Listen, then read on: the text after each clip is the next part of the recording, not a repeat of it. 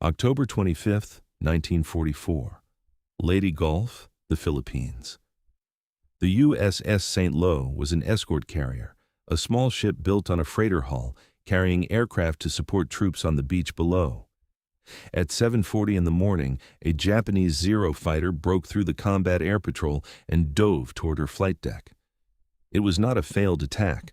The pilot was not trying to pull out. He hit the deck, his bomb penetrated to the hangar bay, and the ammunition stored there detonated.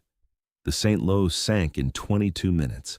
321 crew members perished. She was the first ship in American naval history to be lost to a deliberate suicide attack. On that same day, 55 more Japanese aircraft flew toward the fleet with the same intention. They damaged 3 carriers and struck dozens of other vessels. The operations research officers who reviewed the post-battle reports ran the numbers on what they had just witnessed. A conventional air attack had, across the Pacific War, produced a hit rate of roughly 2%. The suicide attacks that day hit their targets 34% of the time. In a single morning in Philippine waters, Japan had introduced a weapon that was 17 times more effective than anything it had been using before. Chester Nimitz faced the monumental decision that no commander's manual had ever prepared him for. He had an enemy weapon he could not stop. He needed to decide what to tell his fleet, what to tell Washington, and what to tell the American public. What he decided, and what it cost him to decide it, is the story of what command looks like when the answer does not exist. Chester Nimitz had grown up in Fredericksburg, Texas, raised in a hotel shaped like a steamship by a grandfather who told him the sea was a stern master, and that the honest response to a hard problem was not to pretend it was a softer one. He had carried that Texan plainness through 40 years of service and 3 years commanding the Pacific Fleet.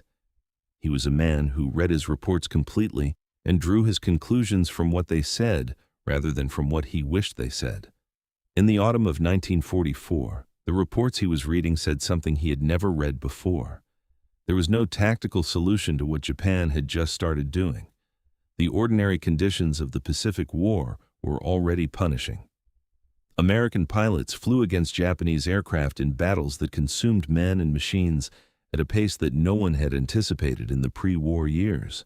American ships navigated waters covered by land-based Japanese air power, took hits from conventional attack, managed damage, repaired what could be repaired, buried the rest. This was the cost of fighting across the largest ocean on Earth, and Nimitz had learned to calculate it and absorb it without letting the calculation become paralysis. What he had not learned, because no one had ever learned it, was how to absorb a weapon that did not need to survive its own attack to cause maximum destruction.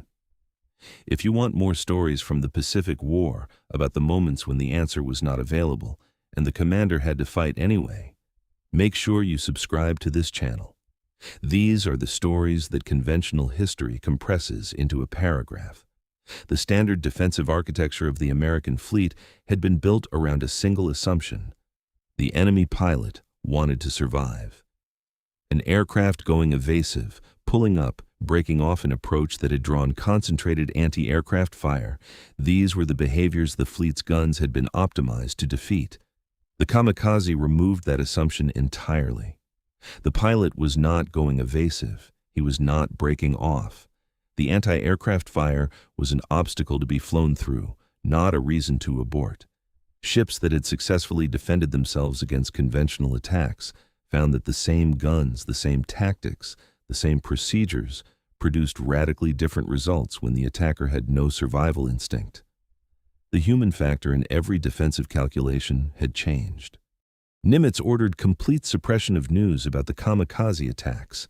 The censorship directive he issued in October 1944 held through the following spring, and the story was not released to the American public until April 12, 1945.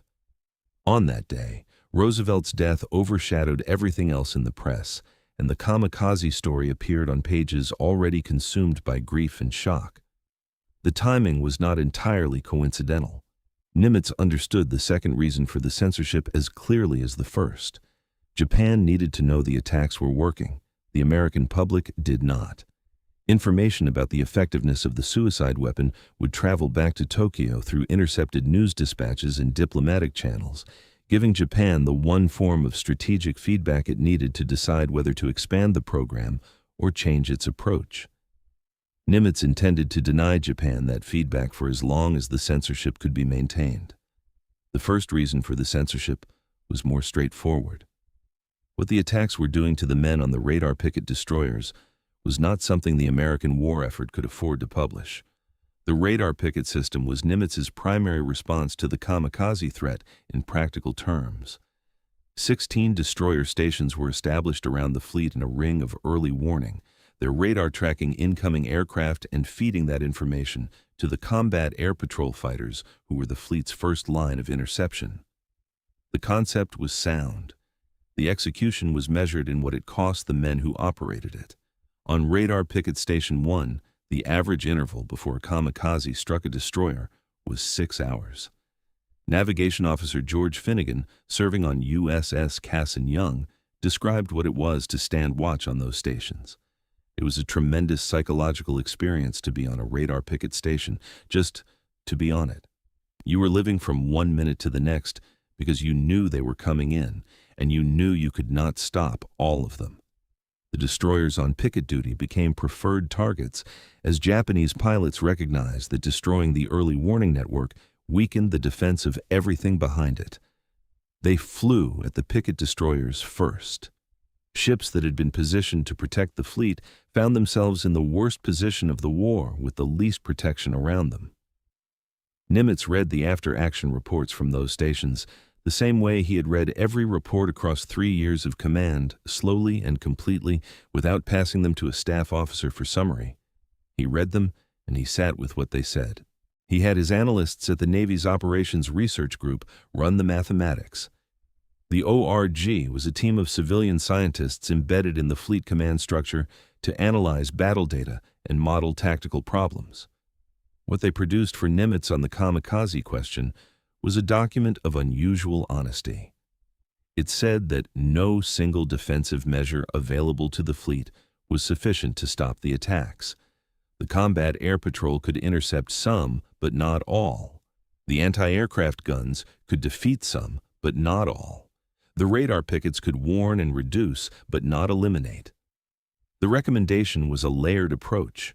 More fighters at greater distances from the fleet, better radar at altitude, improved proximity-fused ammunition for the 5-inch guns, new 3-inch mounts to replace the less effective 40mm batteries. The recommendation was to do everything simultaneously and accept that the attacks would continue anyway. The threshold of what the Navy could achieve against a weapon designed for one-way flight had been reached, and the ORG was saying so in the language of statistics rather than in the language of admission. Nimitz did not receive this report as a defeat. He received it as a specification. He knew what he was working with and what he was working against, and he began building the layered response the ORG had outlined. More fighters at greater range. The program called Project Cadillac, which placed search radar in large aircraft to detect low-flying kamikazes below the beams of shipboard radar. Better ammunition procurement, modified gunnery procedures adapted from combat observations about what actually worked against a pilot, flying a terminal approach rather than an escape approach. None of these things stopped the attacks. They reduced the percentage of attacks that reached their targets. That reduction represented thousands of men and dozens of ships, and Nimitz pursued it with the same systematic attention he gave to every problem that could be worked. What could not be worked was Okinawa. The campaign that began on April 1, 1945, committed the fleet to a fixed operational area in direct support of the largest amphibious landing of the Pacific War. Okinawa was 340 miles from the Japanese home islands. Japan launched what it called Kikusui attacks, floating chrysanthemums, mass waves of kamikazes that struck the fleet in coordinated formations of hundreds of aircraft. In the 4 months of the Okinawa campaign, 36 American ships were lost to kamikaze attacks and 368 were damaged. Nimitz told General Simon Believer Buckner, who commanded the ground forces on the island, that the Navy was losing approximately a ship and a half every day and could not continue indefinitely in those conditions. It was not a complaint. It was a calculation, stated plainly in the Texan manner of a man who did not dress numbers in different clothes. His own private correspondence in this period carried a weight that his official communications never showed publicly. He wrote to his wife Catherine that the strain of the Kamikaze campaign was unlike anything the Pacific War had previously demanded, because every previous threat had a countermeasure that worked well enough if applied correctly. The Kamikaze was a threat that worked well enough regardless of what you applied. He did not write this to her as a crisis. He wrote it as a fact, the way he wrote most things that cost him something, in plain sentences that recorded the truth without decorating it. The Okinawa campaign was what changed the strategic conversation about how the Pacific War would end. Nimitz's experience of what the Kamikaze did to the fleet at Okinawa, his understanding of the 9,000 aircraft Japan had already designated for use against an invasion of the home islands, and his knowledge that no defensive architecture he could construct would make those 9,000 aircraft less than catastrophic, placed him among the senior commanders who advised that the costs of invasion by conventional means would exceed what the American military and the American public could sustain. That assessment shaped the conversation that led, in August 1945, to the decisions made at Hiroshima and Nagasaki. Whether those decisions were right is a debate that continues. What is documented is that Nimitz's assessment of the Kamikaze threat, drawn from 6 months of watching the fleet absorb the worst naval air campaign in the history of the United States, was one of the voices that informed them. The news blackout on kamikazes was lifted on April 12, 1945. On that same day, Franklin Roosevelt passed away at Warm Springs, Georgia, and the press that might have covered the kamikazes covered the president's death instead. Japan never learned from American news sources how effective the attacks had been. The code of silence that Nimitz had maintained from October 1944 through the spring of 1945 held exactly as long as it needed to. When Japan surrendered in August, the 9,000 aircraft waiting for the invasion that never came were still on the ground. The Kikusui attacks that had been planned for that invasion were never launched. The fleet that had absorbed 36 ship losses and 368 damaged vessels at Okinawa was intact enough to sail into Tokyo Bay and anchor in sight of the city where it had ended. Here is the question that the Kamikaze campaign leaves behind. Nimitz commanded the most powerful fleet in the history of naval warfare against a weapon that his own analysts told him could not be adequately stopped. He built the best defense available, accepted that it would not be enough, and kept the fleet at sea and the operations ongoing, because the alternative was to yield the ocean to a country that had already shown what it would do with the ocean. He never announced that the defense was insufficient. He managed what he could not solve, and kept the outcome moving in the right direction. If you had been in command of that fleet, reading those reports and knowing what was still coming, would you have had the patience for that kind of war? Let us know in the comments.